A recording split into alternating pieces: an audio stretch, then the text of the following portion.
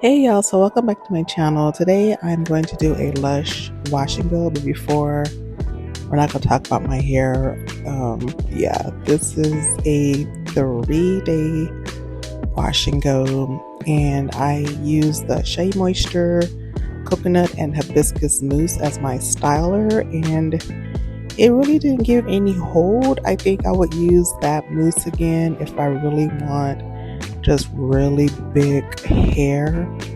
I didn't stretch it at all with any heat. I just woke up fluffed. Like I said, we don't care about what's going on in the back of our head most days. I mean, if I did, I would be horrified probably.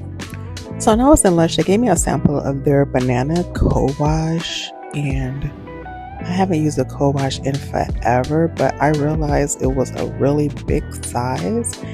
And so in this wash and go, I did use the co-wash, and I also used the Candy Rain conditioner, and then I purchased a shampoo bar, the coconut rice cake.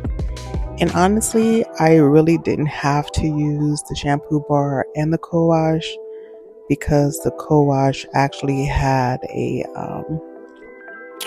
sulfite or a soap-based cleanser, and it did give me a sample of the Curl Power hair cream, which I will be using, and my styler, the Crazy Sexy Curl, which is almost empty, but it actually was enough to do what I needed to do.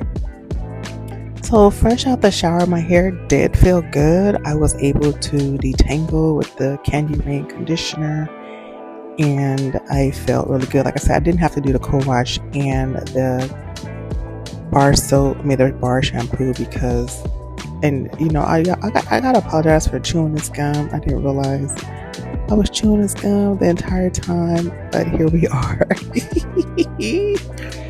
So now I'm just trying to figure out if I want a part or not. And I'm like, you know what? I'm not going to do a part. I'm just going to do a freestyle. So I'm going to separate my hair with the duckbill clips. And then I'm going to put in the hair primer first. Super Milk, which I really, really like.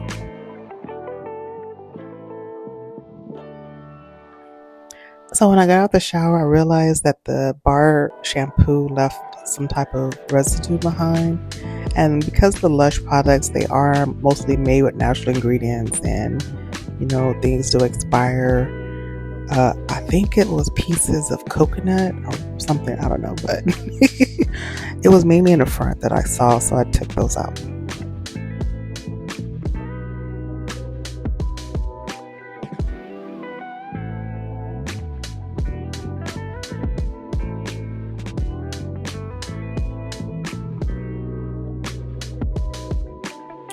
So I had my hair in a weave from January 2nd through late February, and I took I did them back to back pretty much. I took maybe a week off between them. I had the blonde curly hair in, and then I had this other hair that I found in my stash. It was like a reddish brownish color, maybe a 4 or something. It was cute, but yeah. What I realized is I like big hair, and because the hair was straight, it just felt like it needed life to it. So I did buy some more colored hair that was more textured, so I think I'll make a wig out of that. So the past few wash and goes, I have been using the Super Milk. So I'm doing a liquid with a LOC method, which is a leave-in, oil, and cream, and then the styler. And I started doing this because I'm a hair junkie. I'm a product junkie. I have too many products, and I figured this is the easiest way to use up most of the products. And also the products that I was using, I was really liking the pattern leave-in, but with their mousse or with the wetline gel. But honestly, I feel like my hair was probably getting dried out by just using those two products alone. Like I said, even though if I was washing my hair once a week and deep conditioning, I felt like with this process, my hair seems more moisturized longer. So I was using the Shea Moisture Coconut and Hibiscus Style Milk, and I was using that as the cream portion. And the last two wash and goes, I was using the Design Essentials Curling Mousse, and that came out really good. There was no flaking. My curls was moisturized through the entire days that I had my hair out, and I think I have turned the corner.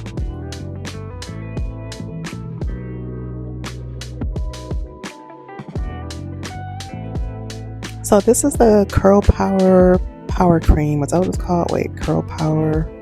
Yeah, Curl Power Cream. When I was in the store, I was contemplating buying it, but the smallest size they had was like $30. I think it was $33. So I was like, nah. But when I was checking out, well, one of the associates there, she was like, would you like a sample? And I'm like, sure. Even though I already had the other sample, but and so she gave me a sample of this, and I was like, this is not enough to do my whole head, but honestly, it is. So in the, I'm trying to use products as they are intended, like shampoo and conditioners. Like you're supposed to use a quarter size of shampoo, each time that you shampoo, or it could be a dime size, considering the formula, right? And then for conditioner, it's either like double that amount, or depending on how your density and your strands. But I think as we go along in the curly community, we believe that more is better, and it's like you can always add water to the conditioner while you're detangling in the shower to distribute it better and detangle instead of using more product. So I'm trying to use less product when it's needed.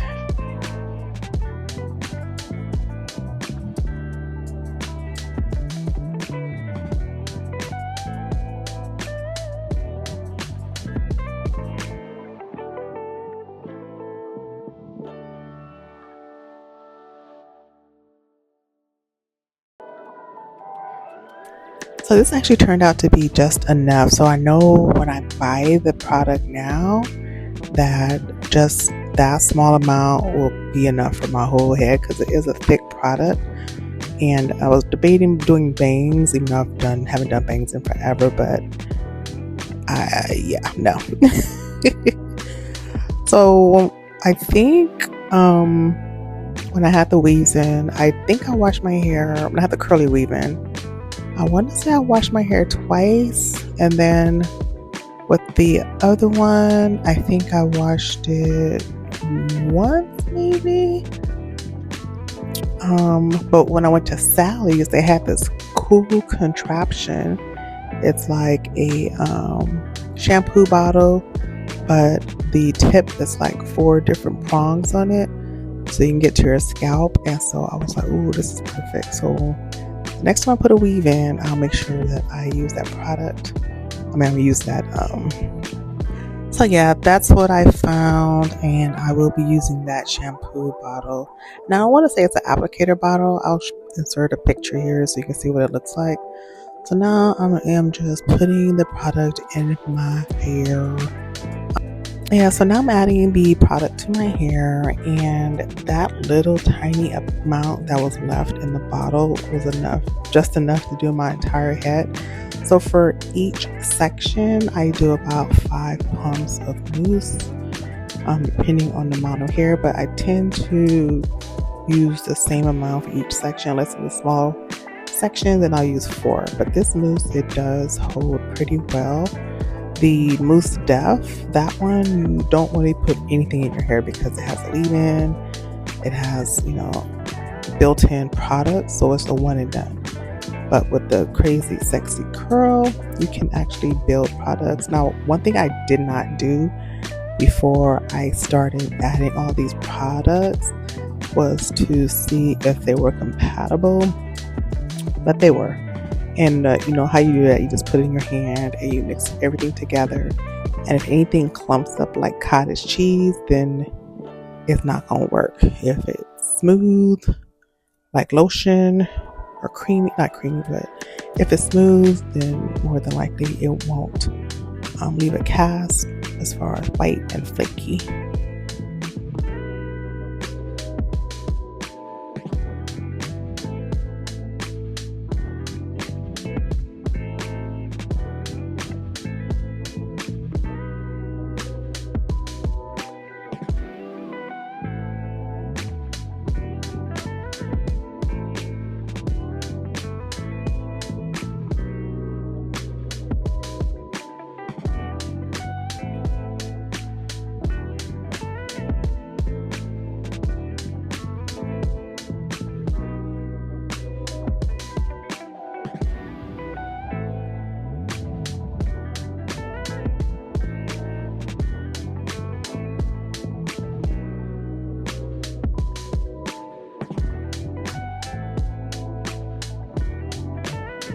Once again, I do apologize for the gum chewing. I didn't realize that gum was so good.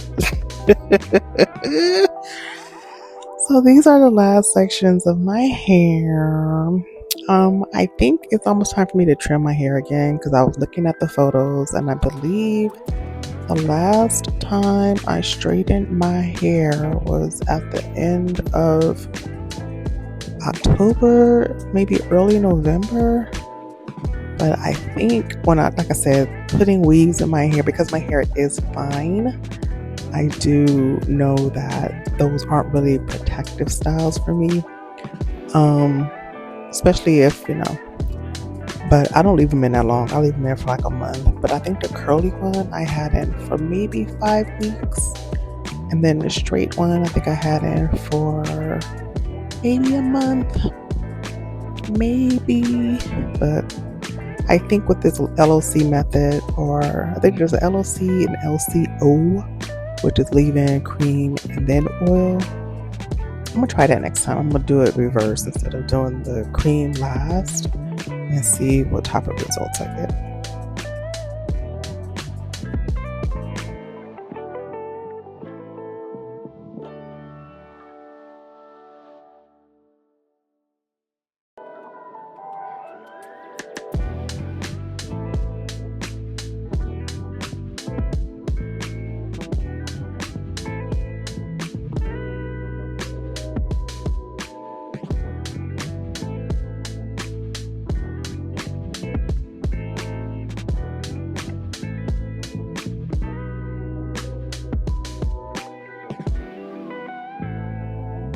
These are the last drops of the mousse. So, like I said, that little bit that was left was just enough. I say just enough to do my entire head. Which I was surprised because I found my backup bottle because I told myself, let me go look for this other bottle I know I have, and I found it just in case I needed to use it, but I didn't. So yeah. But one thing I do notice, like depending on how I style my hair, sometimes I'll start from the back and work my way up, or I'll start from the sides and do like perpendicular pieces. That makes sense, up and down. So if I do it the up and down, I do get more volume immediately, and this way it kind of builds over time. But I did not sit under the dryer because it's too hot. I'm in LA right now. Going through a little baby heat wave, so I just let it air dry. The next day I did not stretch it out with any heat. I just put it in a not a bun, but like a low bun. Well, that is a bun, duh. A low untucked bun, ponytail, yes, ponytail, not a bun. To stretch it out after I remove my scarf, but you'll see.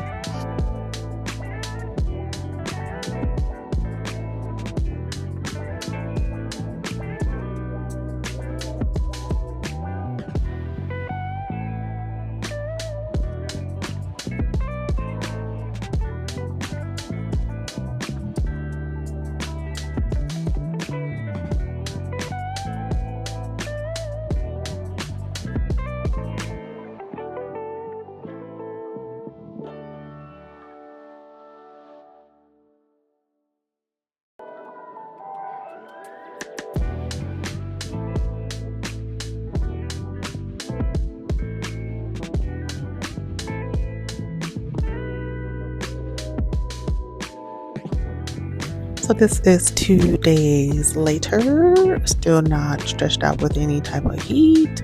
But yeah, I think I do need to trim my hair to back. I don't know what's going on back there, but yeah. Thanks for watching.